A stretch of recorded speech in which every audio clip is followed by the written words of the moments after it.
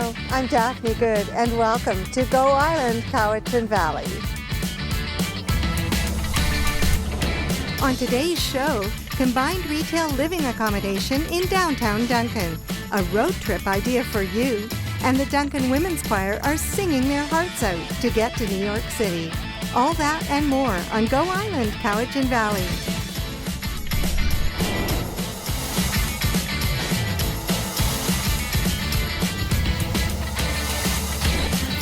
Go Island is brought to you by German Auto Import Network.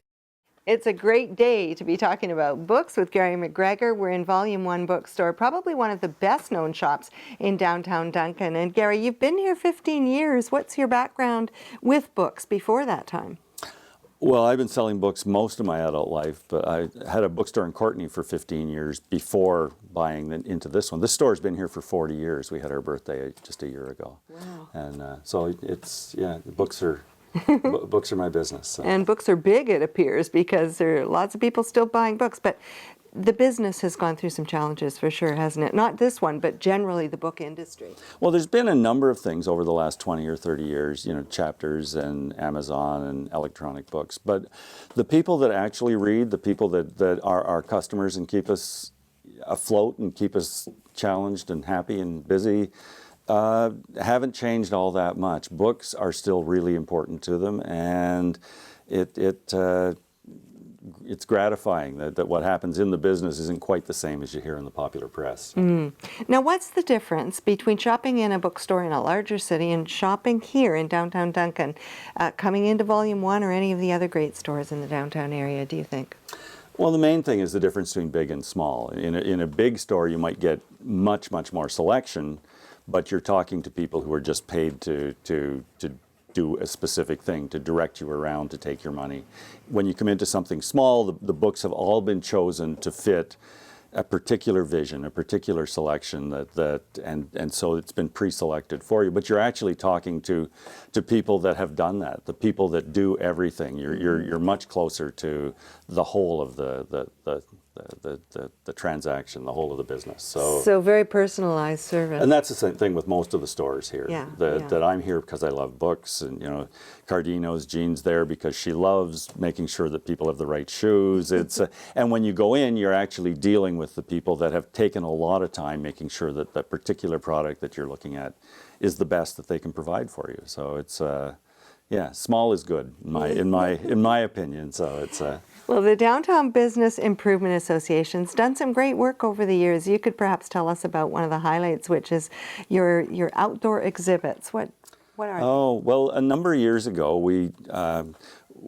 accidentally got into this because we had an alleyway that had been displaying some student art, but it had been there for about 10 years and was in really bad shape. And because it was in bad shape, it was attracting graffiti. It was becoming a really grungy area. People weren't using it.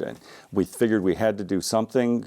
Our initial thought was to put up just some archival photographs so that there'd be something for people to look at that would look better. When we went to Catherine at the museum, she upped the idea to she could actually produce an exhibit because she has a museum but not enough space to produce the things that she wants to do. So we gave her the control over the content, and she created an exhibit from her archival things that fit into the alley. We've done 2 so far, and one is the whole history of Chinatown and its destruction. And she had lots of pictures, and it's really fascinating. She's created a timeline, a narrative, and the story that goes through it. The second one is about the settlement of Duncan Crossing, or Duncan's Crossing, as it was originally with an S on the end. And the people that came here, the original creamery, the hewing things out of the bush, the first hospital, all of those things, and again with a narrative line.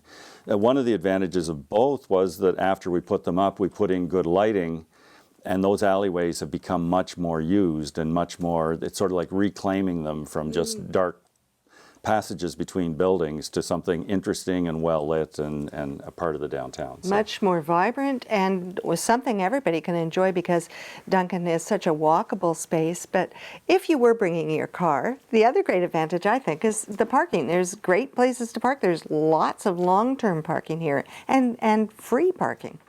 That's true. That's true. I mean, it's always been a challenge, partly because of the situation of Duncan. We are surrounded basically by the river and tribes land on one side, you know, by the bluff where the roads don't go through on one side, by the railroad tracks on another. So it's not as easy, perhaps, as a town that's set up so you can just drive out on any street from along your grid. But so right downtown, traffic flow is always been something that we have to work at. There are some lots downtown. Most of the time you can drive in and you can get lots of spots really close. But what we've tried to do is create the parking spots around the periphery because of the nature of the traffic flow. And with the train station lot and the pay lot right beside it, which is a toonie for a whole day's parking. And then with the mound lot, there's always lots of parking within a block of the center of downtown. So there's lots of parking around the periphery.